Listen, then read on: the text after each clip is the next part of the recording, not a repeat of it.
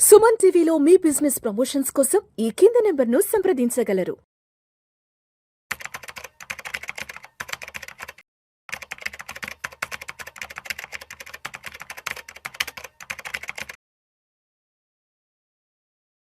చక్రధర్ గారు నమస్తే సార్. నమస్తే అండి. Welcome to Suman TV. Thanks అండి. సో చక్రధర్ గారు, మీరు ఆల్మోస్ట్ ఈ ఇన్వెస్ట్మెంట్ సెక్టార్లో ఒక 20 ఇయర్స్ నుంచి ఉన్నారు కదా. ఈ 20 ఇయర్స్ జర్నీలో మీరు ఎంతోమంది ద బెస్ట్ ఇన్వెస్టర్స్ని చూస్తుంటారు. అంటే ఇన్వెస్ట్మెంట్స్ చేసి బాగా సక్సెస్ అయ్యి బాగా వెల్త్ క్రియేట్ చేసిన పీపుల్ని మీరు ఎంతోమందిని ఐడెంటిఫై చేస్తుంటారు. అదేవిధంగా కొంతమంది ఇన్వెస్ట్మెంట్స్ చేసి కూడా ఫెయిల్యూర్ అయిన వాళ్ళని కూడా అంతకంటే ఎక్కువ మందినే చూస్తుంటారు కదా. అయితే మీరు గమనించింది అంటే ఈ వెల్త్ ఎవరైతే ద బెస్ట్ ఇన్వెస్టర్గా ఉండి ఈ వెల్త్ క్రియేట్ చేశారు కదా, సో వాళ్ళు ఎటువంటి రూల్స్ ఫాలో అయ్యేవాళ్ళు, వాళ్ళు ఎటువంటి లక్షణాలు ఉండేటివి, అదేవిధంగా వెల్త్ క్రియేషన్లో ఫెయిల్ అయ్యి ఉంటారు కదా, సో వాళ్ళు ఎక్కడ ఫెయిల్ అయ్యారు, ఎటువంటి అంశాలను వాళ్ళు టచ్ చేయడం వల్ల ఫెయిల్ అయ్యారు అంటారు? ఇది చాలా మంచి క్వశ్చన్ అండి. యాక్చువల్గా మమ్మల్ని కూడా అడుగుతారు. అప్పుడు మా ఆఫీస్కి వస్తారు చాలామంది. సార్ మీరు ఎప్పటి నుంచి ఈ ఫీల్డ్లో ఉన్నారని అడుగుతారు. ఫస్ట్ క్వశ్చన్ వాళ్ళదే. సో ఇంతమందిలో మీరు ఎప్పుడన్నా వెల్త్ క్రియేట్ చేసిన వాళ్ళు చేశారా అని అడుగుతారు. ఇది యాక్చువల్గా 2002 ఆ టైంలోనండి నేను IRD exam first time pass అయ్యాను. అంటే మీరు చూడండి, మ్యూచువల్ ఫండ్స్ ఎలా అయితే యాంఫీ రాస్తామో అలా ఇన్సూరెన్స్ చేయాలంటే ఐఆర్డీఏ చేయాలి. సో ఐఆర్డీఏ పాస్ అయిన తర్వాత మాకు సర్టిఫికేట్ వస్తుంది, మీరు ఇన్సూరెన్స్ డిస్ట్రిబ్యూట్ చేయొచ్చు అని చెప్పి. అలా ఫస్ట్ ఒక క్లయింట్కి నేను 5 lakhs పాలసీ అయితే ఇవ్వడం జరిగింది. సో అలా ఎప్పుడైతే 2002లో 5 lakhs ఇచ్చానో, మళ్ళీ 2005లో ఎప్పుడైతే నేను కనుక ఈ యాంఫీ ఎగ్జామ్ కూడా క్లియర్ చేశాను, అప్పట్లో మ్యూచువల్ ఫండ్ ఎగ్జామ్ కూడా క్లియర్ అయిపోయింది. అప్పుడు అతనికి నేను రికమెండ్ చేశాను ఆ క్లయింట్కే, మీరు మ్యూచువల్ ఫండ్స్ కూడా చేయండి. ఇన్సూరెన్స్ అంటే కేవలం రిస్క్ పాయింట్ ఆఫ్ వ్యూలో అది బెటర్ ఉంటుంది, కానీ ఇన్వెస్ట్మెంట్స్ పాయింట్ ఆఫ్ వ్యూలో మీకు మంచి రిటర్న్ రావాలంటే మాత్రం అల్టిమేట్గా మ్యూచువల్ ఫండ్స్లో ఎస్ఐపి చేయాలని చెప్పాను. సో అలా 2005లో ఆయన విన్నారు, ఎస్ఐపి మొదలుపెట్టారు, మంచి మ్యూచువల్ ఫండ్స్ ఇచ్చాను వాళ్ళకి. సో అలా సుదీర్ఘ కాలంలో మనం ఇప్పుడు 2014 ఆ టైంలో మీరు కేవలం మ్యూచువల్ ఫండ్సే కాదు, పిఎంఎస్ కూడా ఉంటుంది. అదొక మంచి ఆపర్చునిటీ ఉంది వాళ్ళ ఇండియాలో మార్కెట్లో. ఆ రోజు పిఎంఎస్ మనకి 25 lakhs అంతే ఉండేది. సో అట్లాంటి టైంలో ఆయనకి ఒక మంచి పిఎంఎస్ సజెషన్ చేయడం జరిగింది.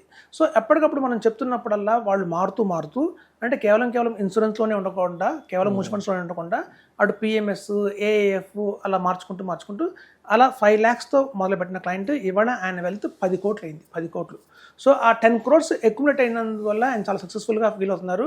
ఇవాళ ఆయన ఒక సాఫ్ట్వేర్ కంపెనీలో పనిచేస్తారు, ఒక మంచి రోల్లో ఉన్నారు. ఆయన ఏమన్నారంటే, చక్కగా నాకు ఏ కాదు కదా, ఏమొచ్చినా నాకు ఏం ప్రాబ్లం లేదు, నాకు సఫిషియెంట్గా వెల్త్ క్రియేట్ అయిపోయింది. సో ఇప్పుడు నేను రిటైర్మెంట్ అయిపోయినా నాకు వచ్చిన నష్టం లేదు.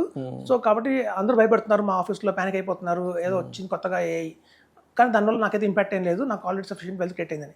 ఎందుకు నాకు వెల్త్ క్రియేట్ అయింది అంటే కేవలం నేను కనుక 2002లో ఎప్పుడైతే ఇన్సూరెన్స్ మాత్రమే ఇచ్చి, సార్ మీకు ఒక పాలసీ, మీ వైఫ్కి ఒక పాలసీ, మీ పిల్లలకి ఒక పాలసీ, వాళ్ళ ఎడ్యుకేషన్కి ఒక పాలసీ, వాళ్ళ మ్యారేజ్కి ఒక పాలసీ, మనీ బ్యాక్కి ఒక పాలసీ, పెన్షన్ పాలసీ అని అలా ఓన్లీ పాలసీలు తెచ్చుకుంటూ వస్తే ఇవాళ ఆయన దగ్గర 2 కోట్ల కంటే ఉండేది కాదు.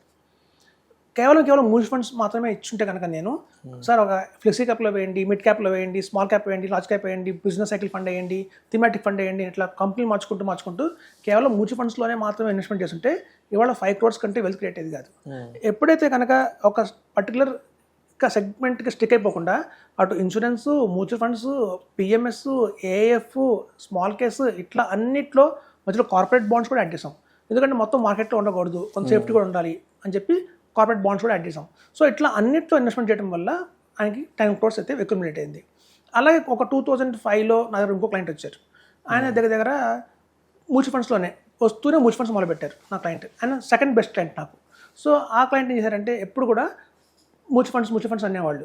నేను 2014లో చెప్పాను పిఎంఎస్ వేయండి అని, వద్దులేండి మా ఫ్రెండ్స్ అన్నారు, వద్దని చెప్పారు, అందులో రిస్క్ ఎక్కువ ఉంటుంది అంటున్నారు, అందులో ఎక్కువ మ్యూచువల్ ఫండ్స్ కంటే 2% ఎక్స్ట్రా రిటర్న్ వస్తుందని చెప్తున్నారు, పైగా ట్యాక్స్ ఎక్కువ పెడతాయి అంటున్నారు అని నెగ్లెక్ట్ చేశారు. 2014లో నెగ్లెక్ట్ చేశారు, 2015లో నెగ్లెక్ట్ చేశారు, 2017లో నెగ్లెక్ట్ చేశారు. ఎప్పుడైతే 2019లో అది మీ అమాంతం 50 lakhs అయిపోయిందో పిఎంఎస్, అప్పుడే నాకు అర్థమైంది, అరే ఎందుకు ఒక మంచి ప్రోడక్ట్ కాబట్టి అలా సెబీ 5 lakhs నుంచి 25 lakhsకి, 25 lakhs నుంచి 50 lakhsకి పెంచుకుంటూ వెళ్ళింది. అదే కనుక ఒక డిమాండ్ అని ప్రోడక్ట్ అయితే కనుక దాన్ని పెంచాల్సిన అవసరం లేదు కదా. సో మిగతా వాళ్ళతో చెప్తుంది అబద్ధం, కరెక్ట్ కాదు, ఇతను చెప్తుంది కరెక్ట్ అని చెప్పి అప్పుడు 2019లో మళ్ళీ మొదలుపెట్టారు పిఎంఎస్. సో ఎప్పుడైతే 2019లో పిఎంఎస్ మొదలుపెట్టారో అప్పుడు అక్కడి నుంచి ఆయన పిఎంఎస్కి ఎంత ఫేవరెట్ అయ్యారంటే, మ్యూచువల్ ఫండ్స్లో ఉన్న మొత్తం అమౌంట్ తీసుకొచ్చి పిఎంఎస్కి పెట్టేశారు. సో మొత్తం ఇప్పుడు ఆయన దగ్గర 6.5 కోట్లు ఉంది. 6.5 కోట్లు కూడా పిఎంఎస్లోనే ఉంది. 2.5 crores ఒక పిఎంఎస్లో 1.5 crore అట్లా. సో ఆయన ఏఎఫ్ కూడా చేయట్లేదు. సో కేవలం పిఎంఎస్ మీద ఎక్కువ కాన్సన్ట్రేషన్ చేస్తున్నారు. సో చూస్తే ఈయన సెకండ్ బెస్ట్. సో మనం ఏంటంటే అప్డేట్ అవ్వాలండి. ఇప్పుడు ఇంకోటి ఏంటంటే మార్కెట్లో ఏమైనా కొత్త ఇన్వెస్ట్మెంట్ వస్తుంది అంటే పాత ఇన్వెస్ట్మెంట్ని పట్టుకోకుండా కొత్తగా వస్తున్న ఇన్వెస్ట్మెంట్ గురించి కూడా అవగాహన పెంచుకొని, నాలెడ్జ్ పెంచుకొని అన్నిట్లో అప్డేట్ అవుతుంటే కనుక మనం చూడండి, ఒక ఫోన్ నుంచి ఆ రోజుల్లో టీవీలు, పోర్టబుల్ టీవీలు ఉండేది. బ్లాక్ అండ్ వైట్ టీవీ నుంచి portable TV, colour TV, plasma TV ఎలా మారుతూ వచ్చిందో అలాగే మన ఇన్వెస్ట్మెంట్లో కూడా చాలా రకాలు వస్తుంటాయి. ప్రతి ఒక్క రకంలో స్టెప్ బై స్టెప్ మార్చుకుంటూ వస్తేనే వెల్త్ క్రియేట్ అవుతుందండి. నేను వీళ్ళిద్దరిలో ముఖ్యంగా గమనించిన ఒక మేజర్ కారణం ఏంటంటే వాళ్ళు ఎప్పుడు కూడా ఒక సంవత్సరంలో లీవ్ పెట్టి తీసుకుంటారు.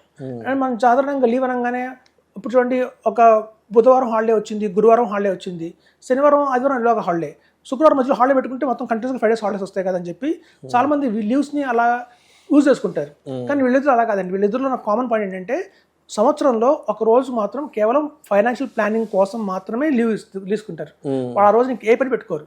సార్ మీరు ఆ రోజు ఫ్రీగా ఉన్నారా నాకు సార్ అడుగుతారు. ఎందుకంటే వాళ్ళు లీవ్ తీసుకున్నప్పుడు నేను మళ్ళీ బాంబేకో చెన్నైకి వెళ్తే మళ్ళీ లీవ్స్ వేస్ట్ అయిపోతుంది. సో వీళ్ళిద్దరిలో ఉన్న కామన్ పాయింట్ ఏంటంటే ప్రతి ఒక్క సంవత్సరం ఒక రోజు మాత్రం కంప్లీట్గా వాళ్ళు ఫైనాన్షియల్ ప్లానింగ్ కోసమే కేటాయిస్తారు. ఆ రోజు లీవ్ పెట్టేసి నేను ఇప్పటిదాకా చేసిన ఇన్వెస్ట్మెంట్ ఏంటి, ప్రస్తుతం చేస్తున్న ఇన్వెస్ట్మెంట్ ఏంటి, రాబోయే రోజుల్లో నేను చేయాల్సిన ఇన్వెస్ట్మెంట్ ఏంటి, ఇలా 3 కనుక వాళ్ళు చూసుకొని కరెక్ట్గా డైరెక్షన్లో వెళ్తున్నారా లేదా, ఏదైనా మార్చుకోవాల్సి వస్తుందా, అలా కనుక వాళ్ళు ఈ ఇద్దరిలో ఉన్న కామన్ పాయింట్ అండి.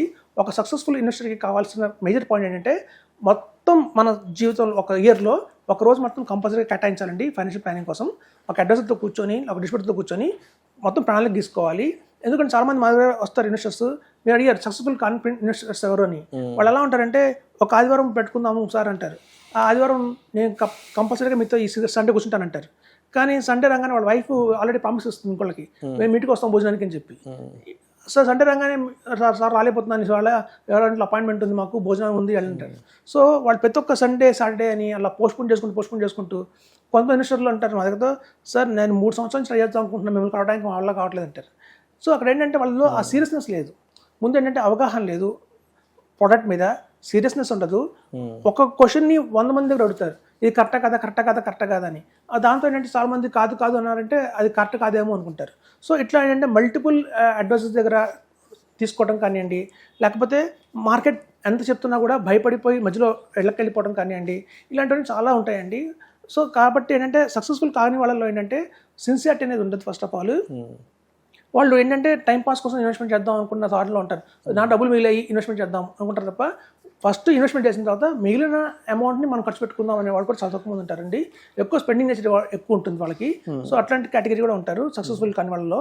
సో ఇదంటే ఒక సక్సెస్ఫుల్ అవ్వాల్సిందంటే, ఒక ఇన్వెస్టర్ సక్సెస్ఫుల్ అవ్వాలంటే మెయిన్గా ఏంటంటే గోల్ ఉండాలి. ఫస్ట్ ఆఫ్ ఆల్ అన్నిట్లో ఇన్వెస్ట్మెంట్ చేయాలి, కేవలం ఒక దాంట్లోనే ఇన్వెస్ట్మెంట్ చేసి డైవర్సిఫికేషన్ ఉండాలి. At the same time at least ఒక రోజు మాత్రం సంవత్సరంలో కేటాయించాలండి కంపల్సరీగా. అలా కేటాయించి ఆ పర్టికులర్ డే రోజునే ఏం చేస్తాము, ఏం చేస్తున్నాము, ఏం చేయబోతాము అనే క్లారిటీ కనుక ఉంటే వాళ్ళు సక్సెస్ఫుల్ అవుతారని చెప్తున్నారు. Right sir. Thank you so much Chakradhar గారు. ఒక ఇన్వెస్టర్ అనేవాళ్ళు ఓవర్ ద పీరియడ్ ఆఫ్ టైంలో వెల్త్ క్రియేట్ చేయాలి అంటే వాళ్ళు ఎటువంటి రూల్స్ తప్పనిసరిగా ఫాలో అవ్వాలి, అదేవిధంగా వాళ్ళ మైండ్ సెట్ ఎలా ఉండాలి అన్న దాని గురించి చక్కగా తెలియజేశారు. Thank you so much sir. Thanks అండి.